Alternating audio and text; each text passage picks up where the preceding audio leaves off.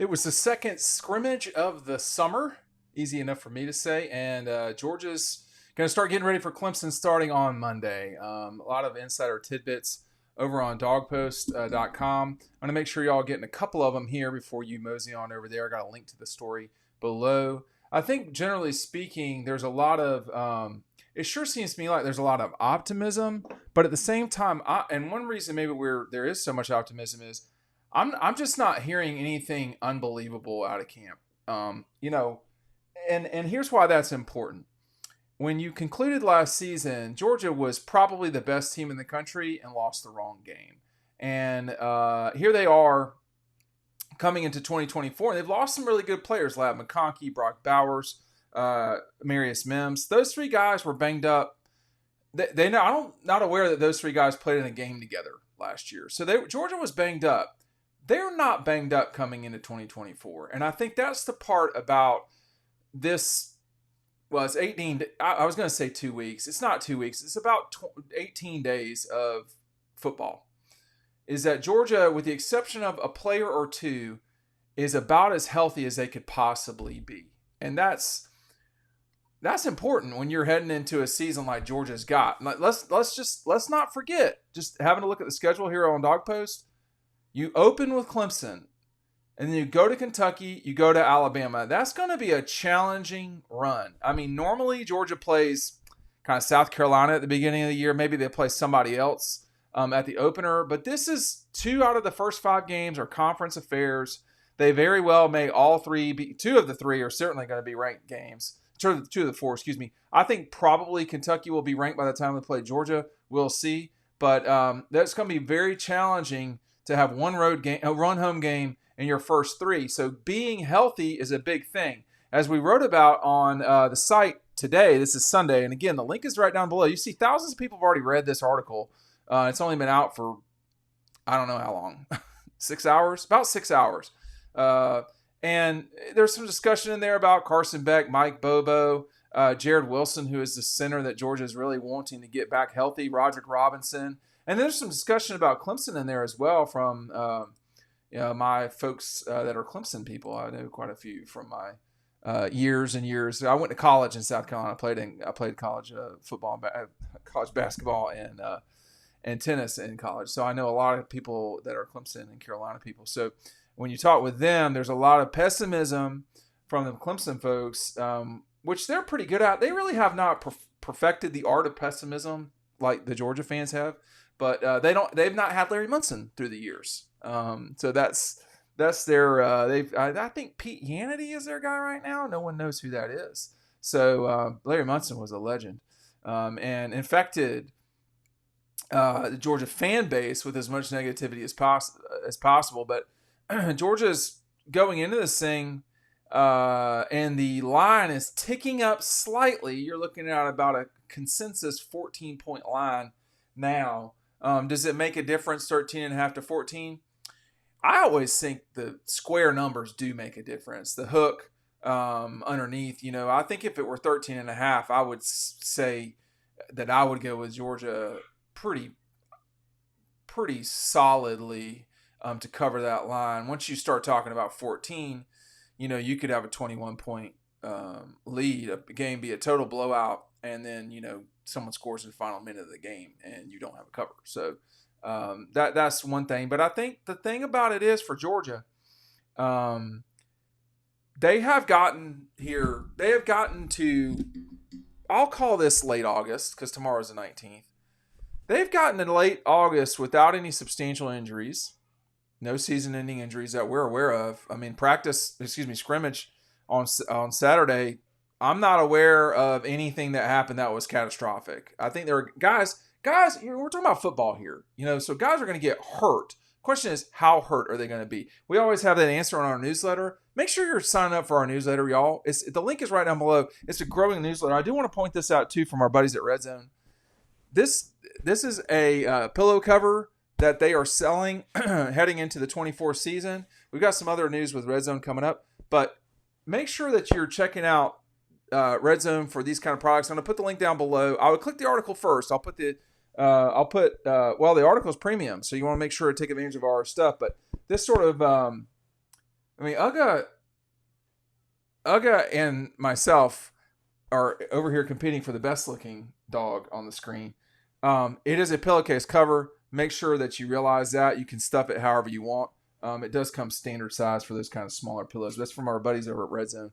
Make sure you're checking out everybody at Red Zone, Scott and Mindy, on Clayton Street, downtown in Athens. I was there this past week. I'll probably be there this week. I just don't know what day. But this is a scrimmage that this has been one of the quieter fall camps that I can remember. Why? I have a hypothesis about that. If you'll hang with me. But again, make sure you're signed up for the newsletter. Newsletter's right down below. And this is the sort of stuff you're missing when you don't have a subscription to Dawg Post, because this is sort of stuff we talk about, write about. You're missing about that on the videos. But I think when you start talking about this fall camp being quiet, you have a starting quarterback. You're not one. I mean, last year Georgia had a starting quarterback too, but he had never played. People have a lot of high expectations for Carson Beck.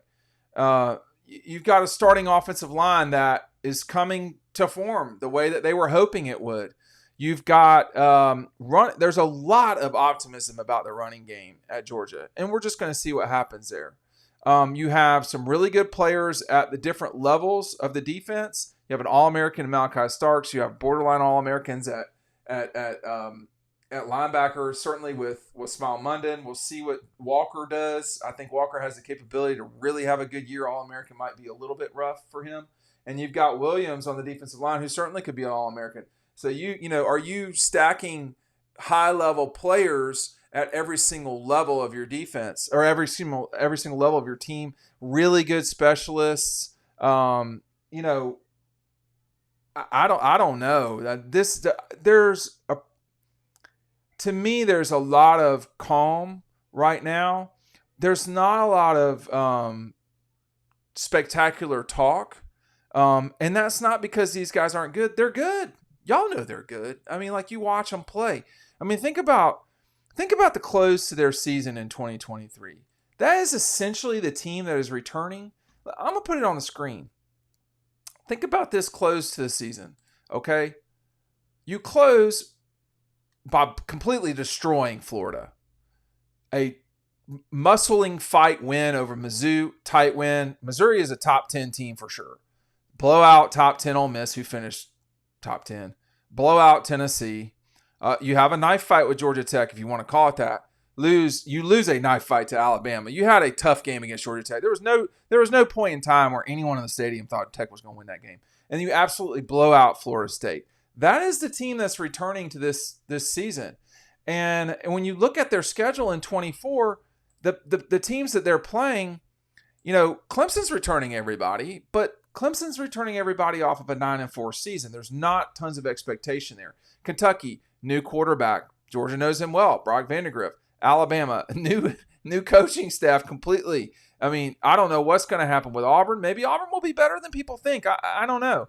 But and then Texas, of course. But you get down the line by mid-October, there's just preseason talk going to be long gone. It's going to be midseason talk, right? So I think there's confidence about this team. However, there are always, you get this, there are always concerns. I think in the secondary, you have 3 of the 4 starters, just of the traditional secondary positions, 2 corners and the 2 safeties, not talking about star. You have a lot of experience there, but Dan Jackson's not, Dan is old. He's been around the block for a long time. Malachi Starks is old. He's been around the block for a long time. He's an All-American. You have Everett, who's been around, for a while too. But then when you don't know every single person that's starting in the secondary, that always annoys people. You lost Lassiter. You lost some really good players off of last year's team in the secondary. They had some really good players. They had really good DBs. But the reason why they've had really good DBs is they've recruited really good DBs, and then they've gone on and those guys have been developed by a guy who, played DB at Georgia. I was just watching Georgia Auburn '96, and Kirby was, honestly, he was flying around the ball. He was all svelte and everything. He was ready to roll. Kirby Smart Kirby Smart, I don't know if Kirby Smart 1996 would be on this roster. Kirby Smart 1997, 98 would definitely be on the roster. And that may be what you've got with the safeties. I mean, he ain't Malachi Starks. I understand that. But he could be Dan Jackson. And you need intelligent, and I'm talking about Malachi and Jackson right now.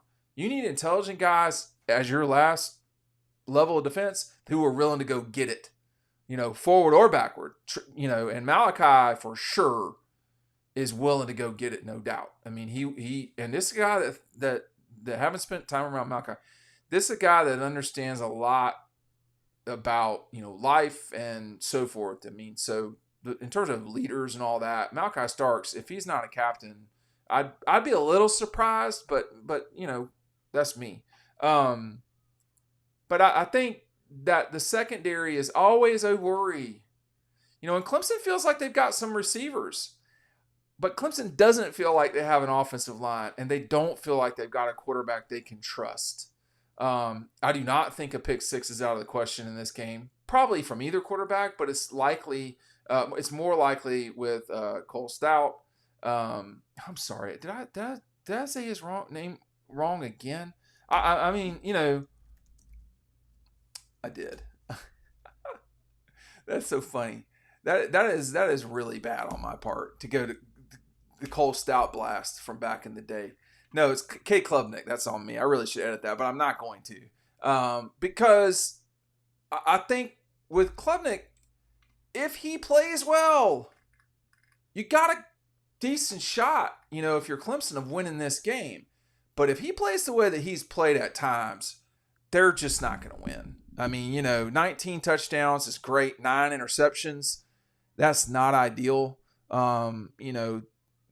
was a 13-game starter for them, 64% in completions, not quite 3,000 yards. I think situationally he has a hard time. But that's usually the case with quarterbacks, generally speaking. He's got to play well.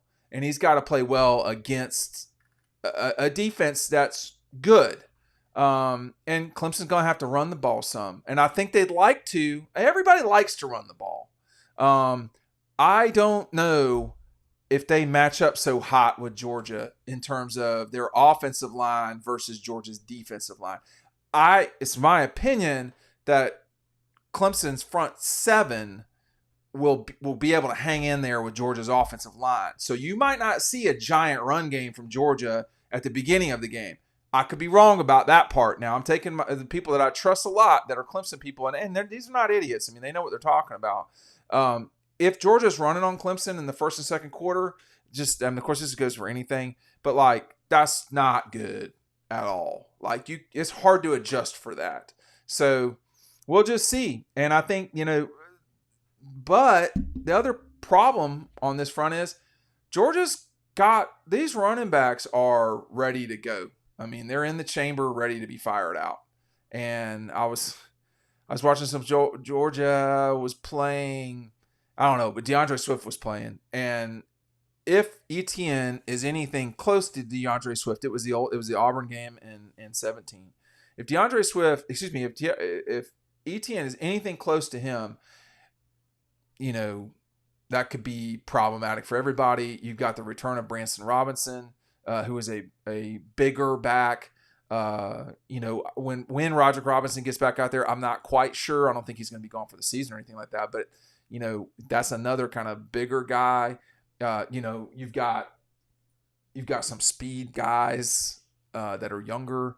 You've got a really good player in Cash Jones. You've got a lot of running backs, and you have a very good offensive line. And what worries me for any defensive line, and this was what I was concerned for Clemson about in 21 going into this game. It's great that you have really good defensive linemen. It is, but they can't win the game for you. It's hard to do that. And when you have what I mean by that is when you have an offensive line as good as Georgia's is right now, allegedly, or they've proven, you can't have them leaning on you all game long. It's just hard to deal with. Guys just get tired, just straight up. So that's just what it is. So they feel like they have a good defensive line, but it may be that they don't have the depth on their defensive line. That's what Kirby's worried about too, is just depth, generally speaking. But this is a great opportunity for Georgia. It's a great test for Georgia. Great opportunity for Clemson too. I mean, think about it. The negativity is I have not seen Clemson this negative probably in 10 years. So it's been a while. All right. Thanks for watching.